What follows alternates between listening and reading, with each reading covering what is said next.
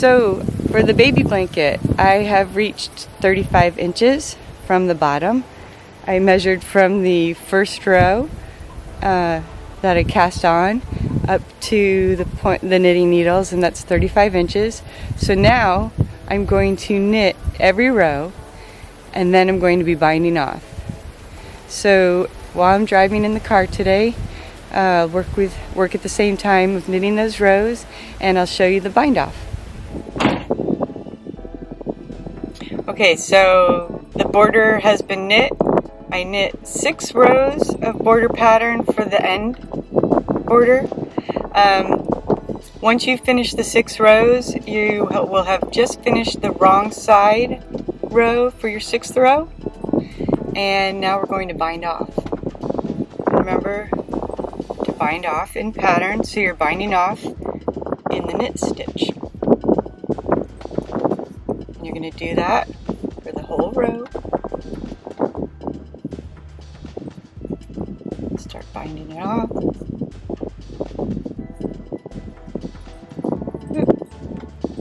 Losing my needle. But I'm on a circular needle while driving, so I'm not going to lose it somewhere in the car, which is one benefit of using the circular needle while knitting and traveling. Oh my gosh, there it goes again. Fell out. There we go. So we'll continue this, and then I'll meet you back here when I finish the binding off. And once that is done, we will be weaving in the tails. Let me show you where we are. I'll show you where we are. We're still in Mexico.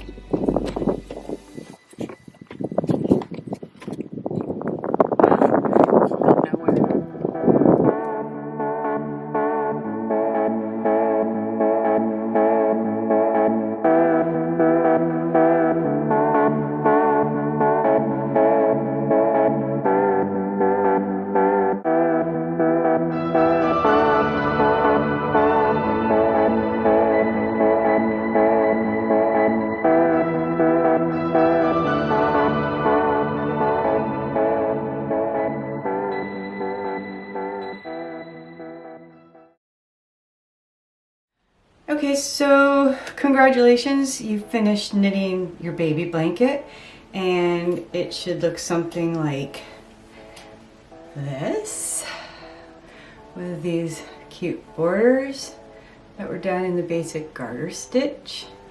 Here's one of my blankets, and then here is the other blanket. This one, I was playing around with the yarn, and you could tell I only have a little stripe there, but it's what makes it interesting.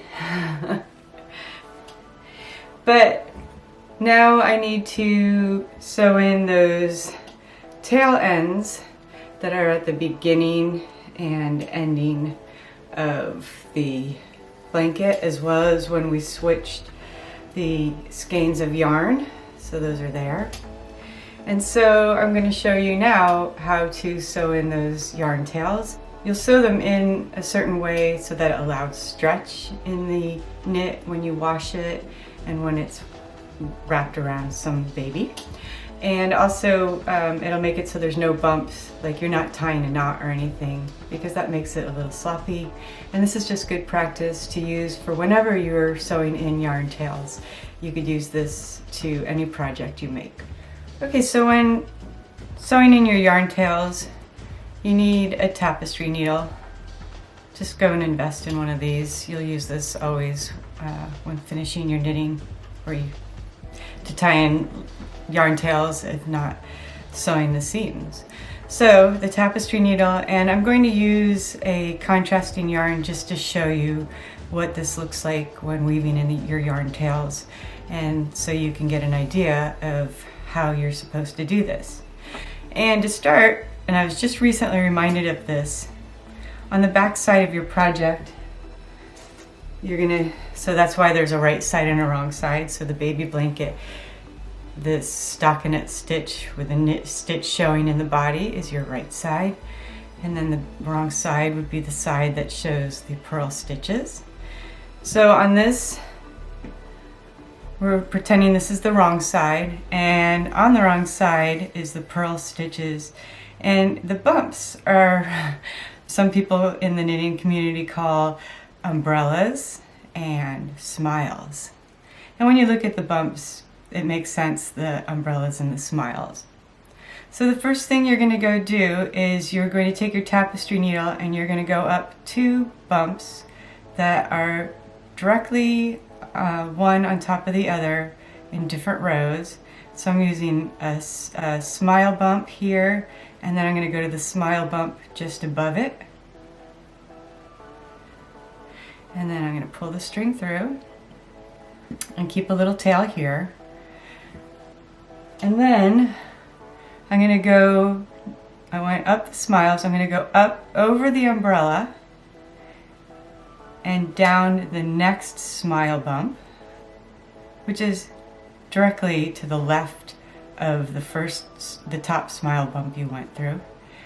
And I'm going to then go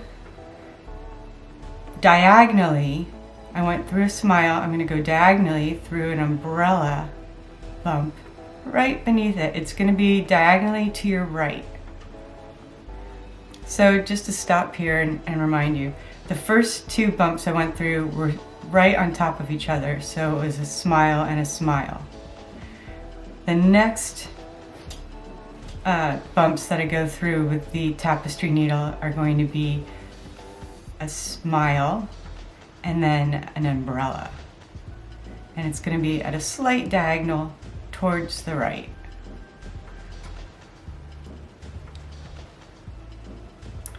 And so this loop here is going to take the form of the umbrella stitch that it's mimicking. Right here, I don't know if you can see the umbrella stitch, but there's the umbrella. And then this contrasting pretend yarn tail is going to mimic that umbrella by going through those 2 stitches. And now we're at the bottom row, and since we just went through the umbrella bump, we're going to go around the smile, and we're going to go up an umbrella bump, and we're going to go up that umbrella bump, and then we're going to go to the right to get into the smile bump that we previously went through. And then we're going to pull. So now we've just mimicked the smile bump.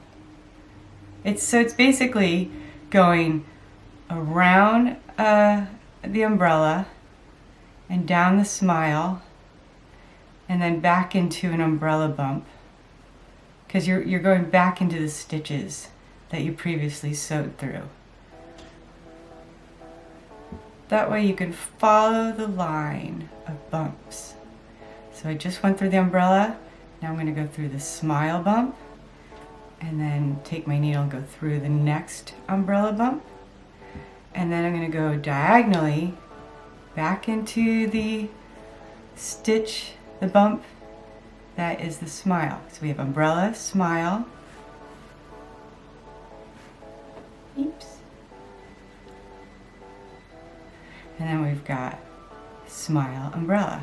Umbrella, umbrella, smile, smile, umbrella. Umbrella, smile, smile, umbrella. It's just repeating that pattern. So umbrella, smile.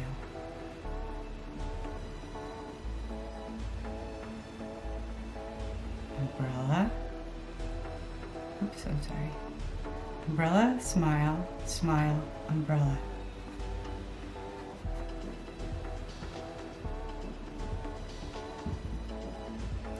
Umbrella, smile,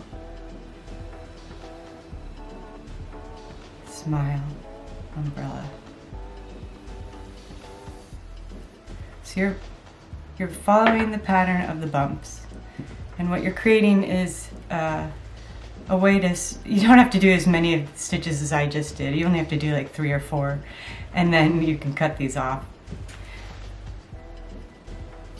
And you can cut these pretty close to the fabric, right? And then on the right side, especially if this did not have a contrasting yarn, you would not see the yarn tail that has just been woven in. Okay, so let's try this on the baby blanket. So I'm going to thread my tapestry needle.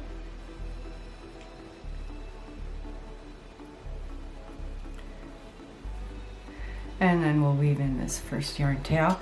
I'm going to take a couple stitches away from the selvage, the edge. So maybe like here. And then I'm going to go in through the first bump, which is a smile here. So right above it, I'm going to take another smile bump in the next set of rows. I'm going to go up. And then I'm going to follow the garter stitch pattern here. And I'm going to go over the umbrella, back down to the smile bump, and then diagonally into the umbrella bump to the slight right of it. There we go. And then I'm going to go under the smile and through the umbrella, diagonally to the smile, over the umbrella, down to the smile, and then smile to the umbrella stitch, and then the smile, umbrella to the smile, and umbrella to the smile to the umbrella. Hope that's not too confusing. You're basically just weaving in and out of the garter stitch bumps so that you can then cut this stitch off at the base of the fabric and it shouldn't unravel. So you're going to do that with all the loose tails, and then you have to decide whether to block or not. So once you've woven in your yarn tails, the final thing you need to decide what to do is whether to block your project or not to block it. There's lots of different schools of thought on this. Because this was knit with latte cakes, which is synthetic, I find synthetics are more difficult to block. And for this too, the border already has created a nice straight solid edge, so it's not, in my mind, it's not necessary to block, but that's completely up to you. I mean, if you can block synthetics well, then go for it because it will make it neater. But if you are uneasy about blocking synthetics, then I would just stick to it being finished, because this is the kind of blanket, hopefully, that will be used a lot and go through the wash and dryer constantly if you're using it with a baby to keep it clean. And you're not going to block it every time you wash it and put it through the dryer. So I think it's great the way it is. I'm happy to give it to someone as a gift like this. I think it'll get good use, and they'll think of you every time they wear it, and you'll be hugging them every time they're not near you because you made this special blanket for them. So congratulations, and thanks for doing the knit along with me, and I hope you'll join me again for another knit along, and we'll learn some more and have some more fun. So thanks.